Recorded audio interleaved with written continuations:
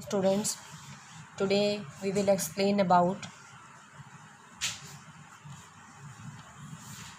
the effect of dilution on hydrogen ion concentration of an acid. That is, how the concentration of H positive ion of an acid affected when we dilute the acid. So on dilution, जब भी हम acid को dilute करेंगे means उसके अंदर water add करके उसकी concentration को डिक्रीज़ करेंगे, then what will happen in that case the concentration of H positive ions per unit volume decreases. तो जो कंसनट्रेशन होगी हाइड्रोजन आयंस की वो क्या हो जाएगी, decrease, because on adding water और on dilution the solution becomes less acidic. Solution कैसा हो जाएगा, less acidic. We can verify it with the help of the following experiment as explained here on page number 98 in figure 2.11. First of all, we will take 5 ml of hydrochloric acid in a test tube named as test tube A. In another test tube we will take 1 ml of the same acid. अब यहाँ से 1 ml acid इसके अंदर add करेंगे second test tube में and dilute it 10 times by adding 9 ml of water. अब इसको हमने कितना टाइम्स डाइल्यूट करना है, 10 टाइम्स. 1 ml एसिड यहाँ से लिया है, बाकी 9 ml इसके अंदर हम वाटर ऐड करेंगे. In the third test tube which is named as C, now take again 1 ml of dilute acid from test tube B into the test tube C. Test tube B में से फिर 1 ml acid इसके अंदर add करेंगे और इसको भी हम कितना टाइम्स डाइल्यूट करेंगे, 10 times by adding 9 ml of water into this test tube C. Clear है. फर्स्ट टेस्ट ट्यूब में हमने क्या लिया है, 5 ml HCl, इसमें से फिर 1 ml इसमें ऐड किया, इसको 10 ml करने के लिए इसके अंदर 9 ml वाटर ऐड किया है. Clear. Now from test tube B, अब टेस्ट ट्यूब बी से फिर हम 1 ml एसिड सी में ऐड करेंगे और इसको भी हम 10 टाइम्स डाइल्यूट करेंगे 9 ml वाटर को ऐड करके. हमारे पास अब ये 3 टेस्ट ट्यूब आ चुकी हैं.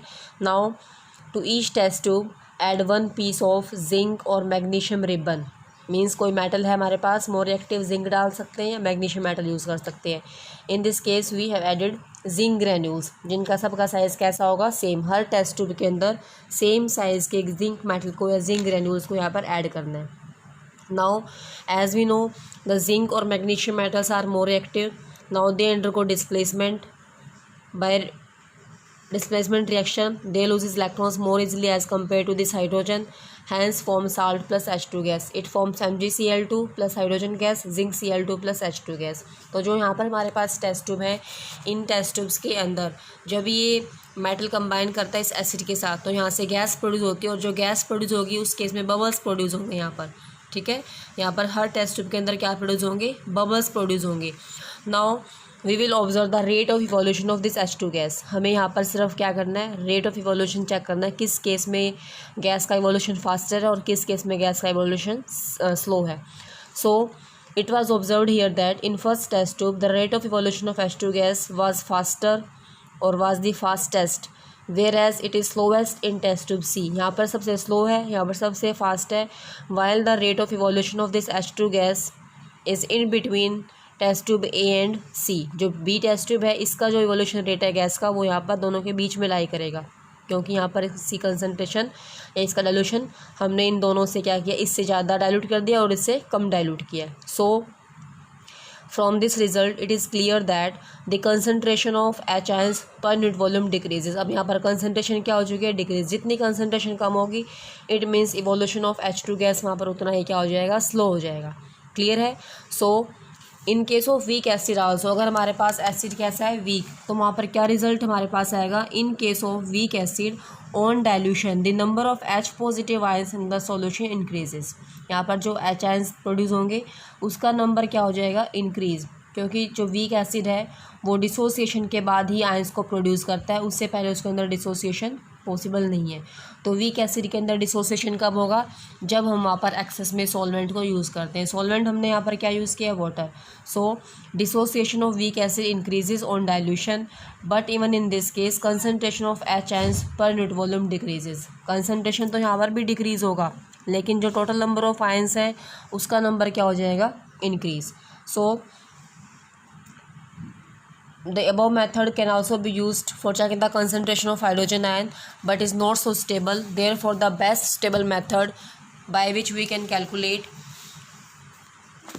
the rate of formation of bubbles, or by which we can calculate the acidic nature of substance. So the best method for this is, first is by using universal indicator. By using universal indicator we can check the acidic nature of the substance, and second by measuring the pH of the solution. These are the stable method by which we can calculate the acidic nature of any kind of substance.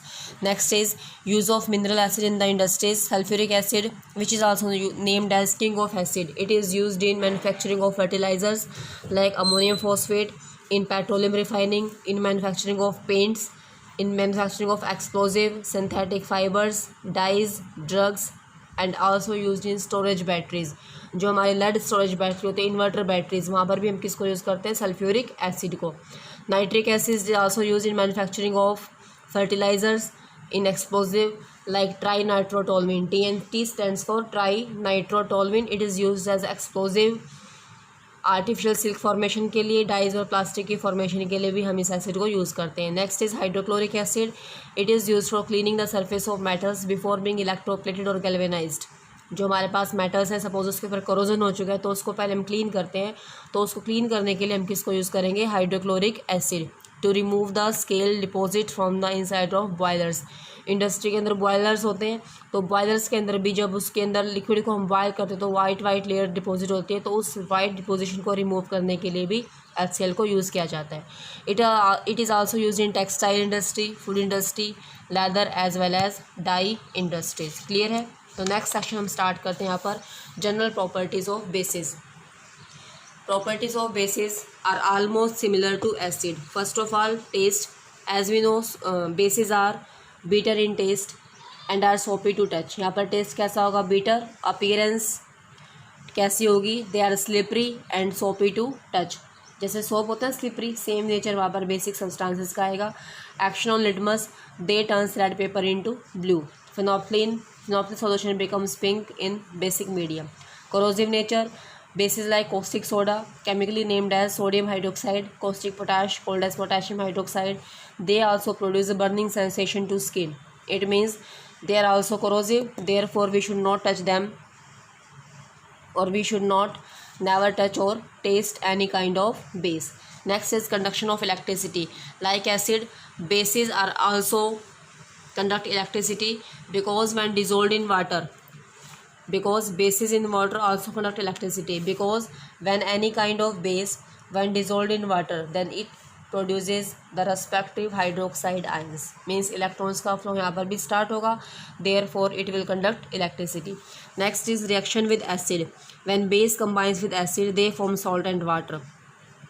When base combines with acid they form salt and water. It is a type of neutralization reaction, because in neutralization acid reacts with base to form salt and water. So reaction of acid with base is also a type of neutralization reaction.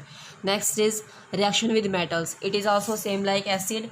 When metal combines with base then they form salt of respective metal and produces hydrogen gas. For example, suppose metal taken here is zinc. When combines with base like NaOH then it forms sodium zincate, Na2ZnO2. This is very very important with evolution of H2 gas. Question क्या आता है, जो हमारे पास ये salt बना है इसका name क्या है, it is named as sodium zincate. Question is name the cation and anion present in sodium zincate. तो यहाँ पर कैटायन क्या होगा हमारा सोडियम और एनायन क्या होगा zincate. Similarly, when aluminium metal combines with sodium hydroxide base, it forms sodium aluminate. Formula is NaAlO2. This is called as sodium aluminate. Similarly, it also produces evolution of H2 gas. Clear है. H2 gas को हम कैसे detect करते हैं, हम कर चुके हैं. Because when burning matchstick is brought near the mouth of test tube, it burns with pop sound. This pop sound indicate that gas is hydrogen. Clear है पॉइंट. यहाँ पर कोई भी अगर मेटल लिया है हमने उसको कंबाइन करवाएंगे बेस के साथ तो हमारे पास किसकी फॉर्मेशन होगी, साल्ट एंड वाटर. थोड़ा सा फॉर्मूला डिफरेंट है, इसको थोड़ा सा ध्यान रखना है. Sodium zincate Na2ZnO2 and sodium aluminate NaAlO2. These are the salt formed when base react with metal like zinc and aluminium. Next is reaction with non metal oxide. Reaction of base with non metal oxide. As we know, the non-metal oxides are acidic in nature. Therefore, when base combines with acidic type of non-metal oxide, then it forms salt and water. So this reaction again indicate neutralization reaction, क्योंकि यहाँ पर जो non metal oxide उसका nature कैसा हुआ, acidic. Compound कौन सा लिया है, बेस. एसिड प्लस बेस क्या फॉर्म करेंगे, salt and water. This can be shown here as. Base लिया हमने यहाँ पर, suppose calcium hydroxide. Calcium hydroxide is a base when combines with non-metal oxide. Carbon is non-metal and this CO2 is a non-metal oxides of carbon. It results in formation of salt, calcium carbonate, CaCO3 plus water. So this is a type of neutralisation reaction. हम यहाँ पर कोई भी oxide ले सकते हैं, sulphur dioxide use कर सकते हैं, फास्फोरस ऑक्साइड यूज़ कर सकते हैं. तो ये सारे जो कंपाउंड है, carbon, sulphur, phosphorus, all these are non metals in nature. Clear है. नेक्स्ट है other properties of bases. Like acid, base produces OH ions when dissolved in water. जब भी हम किसी बेस को वाटर के अंदर ऐड करेंगे या वाटर के अंदर डिसॉल्व करेंगे तो जो रेस्पेक्टिव बेस है हमारा वो डिसोसिएट होगा और वहाँ पर कौन से आयंस प्रोड्यूस करेगा, OH negative ions. Therefore we can say that all the bases have OH ions as common in them. ठीक है, जो भी बेसिस प्रेजेंट होंगे मोस्टली बेसिस के अंदर कॉमन आयन कौन सा होगा, OH पॉजिटिव. जैसे एसिड के अंदर होता है H पॉजिटिव, तो बेसिस में सिमिलरली क्या होगा, OH नेगेटिव आयन. ठीक है, तो OH नेगेटिव आयन को सिंपली ऐसे राइट नहीं करना है, इसको हमेशा किस फॉर्म में लिखेंगे, एक्वस फॉर्म में. Means OH plus water molecule present है. क्लियर है यहाँ पर. तो बेस की डेफिनेशन क्या होगी, therefore base a substance which when dissolved in water it gives hydroxide ions in the solution. Such type of substance is termed as base. This definition was given by scientist named as Arrhenius, hence it is called as Arrhenius definition of base. Clear. But in the common practice some substances or some compounds are always present there, such as ethyl alcohol C2H5OH. This compound named as ethyl alcohol or simply it is named as alcohol. It consists of OH group. यहाँ पर भी क्या present है, OH group. But this OH group of this alcohol will not ionize. This OH group will not ionize. यानी कि जो हमारे पास alcoholic group present, alcoholic compound present है, इस कंपाउंड के अंदर जो OH group present, it will not ionise in aqueous solution.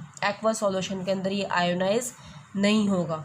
ठीक है, अगर आयोनाइज नहीं है it means it is not able to produce H positive ions. Therefore it is not considered as a base. It is not a base. OH present है लेकिन फिर भी ये बेस नहीं है क्योंकि ये आयोनाइज नहीं होता. ऐसे ही हमने ये पॉइंट पहले भी किया था, यहाँ पर H प्रेजेंट है लेकिन ये एसिड नहीं है क्योंकि ये आयोनाइज एक्वस स्टेट में या एक्वस सॉल्यूशन के अंदर आयोनाइज नहीं होगा.